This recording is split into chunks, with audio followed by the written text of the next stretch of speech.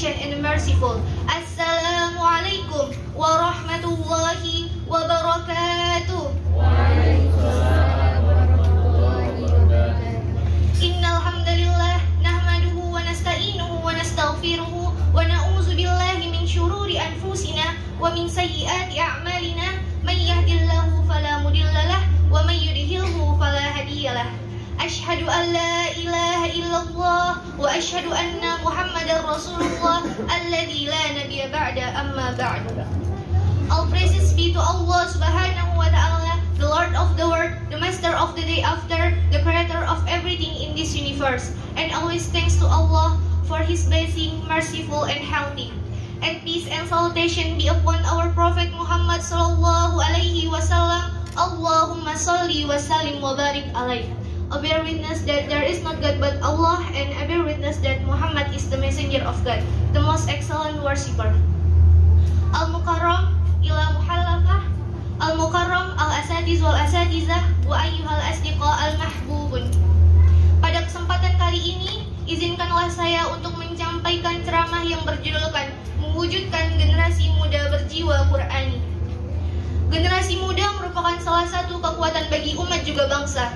Generasi muda merupakan salah satu penentu maju atau mundurnya suatu bangsa.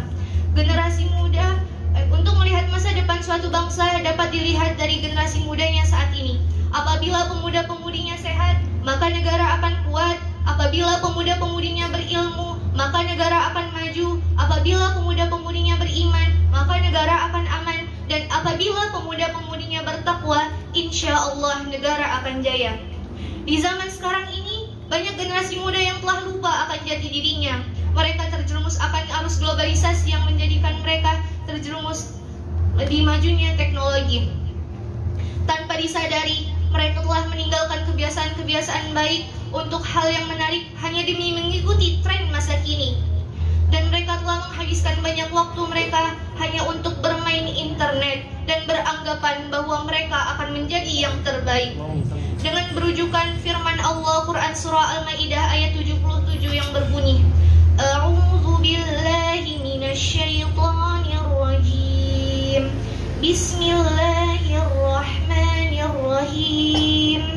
Qul ya ahlal kitab la taghlu fi dinikum ghairal haqq wa la tattabi'u ahwa'a qaumin qad dhallu min qablu katsiran wa dhallu an sawa'is sabil. Yang artinya, katakanlah Muhammad, wahai ahli kitab, janganlah kamu berlebihan dengan cara yang tidak benar dalam agamamu. Janganlah kamu mengikuti keinginan orang yang telah tersesat dahulu, dan menyesatkan banyak orang, dan mereka sendiri tersesat dari jalan yang lurus. Hadirin hadirat yang dirahmati Allah, dari ayat tersebut menjelaskan bahwa pemuda-pemuda sekarang telah mengikuti bisikan hawa nafsu dan tidak bisa mencegah ego dalam hati yang bergejolak bagaikan api. Mereka hanya mengikuti budaya barat, hanya takut terlambat akan kemajuan yang pesat. Mereka rela meninggalkan budaya-budaya lama seperti permainan adab hanya untuk bermain game online. Mereka meninggalkan teman lamanya hanya demi teman barunya. Mereka meninggalkan kewajibannya untuk kesenangan yang berujung pada kemaksiatan yang menjadikan mereka kecanduan dan tidak membosankan. Indonesia membutuhkan kita. Kita dilahirkan di negeri ini bukan untuk menjadi generasi yang mengikuti arus, namun untuk menjadi penerus bangsa yang baik. Hadirin, apakah kita akan tinggal diam setelah melihat segala yang terjadi di sekitar kita? Apakah kita akan tega membiarkan generasi muda selamanya akan seperti ini?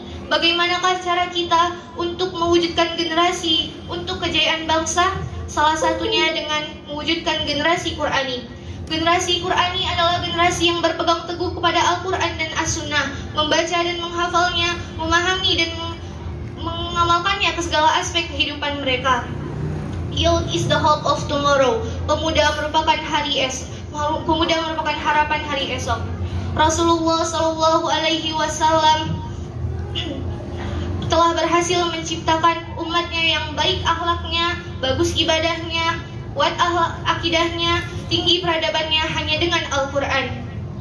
Rasulullah telah berpesan kepada kita, taraktu fikum amrayni ma an tamassaktum bihima lan tadillu abadan kitaballah wa sunnatar Rasulullah.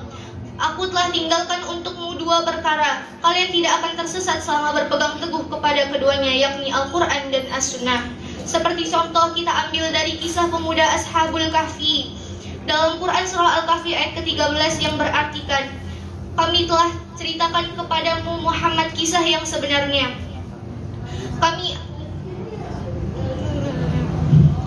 Kami telah menceritakan kepadamu Muhammad kisah yang sebenarnya. Sesungguhnya mereka adalah pemuda-pemuda yang beriman kepada Tuhannya, dan kami tambahkan petunjuk kepada mereka. Hadirin, dari uraian singkat tersebut menjelaskan bahwa apabila kita berpegang teguh kepada Al-Quran dan As-Sunnah, maka kita akan semakin dekat kepada Allah dan terhindar dari arus globalisasi yang membawa banyak kemudaratan. Semoga kita semua termasuk generasi muda yang berakhlak, hebat, berilmu, negara yang berekonomi kuat, para pemimpinnya yang amanah, masyarakatnya berakhlakul karimah, berpegang teguh kepada Al-Quran dan As-Sunnah. Insya Allah generasi muda yang bagus, insya Allah akan tercipta generasi muda yang menjunjung tinggi syariat. Demikianlah yang dapat saya sampaikan. Kepada Allah saya mohon ampun, kepada hadirin saya mohon maaf.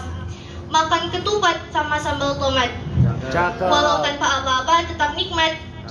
Wahai pemuda, jangan suka nikmat sesaat, kelak mendapat laknat di akhirat. Wabillahi taufiq wal hidayah wal ridha wal inayah, fastabiqul khairat wa akhirul kalam. Wassalamualaikum warahmatullahi wabarakatuh. اشرح صدري بالذكر يا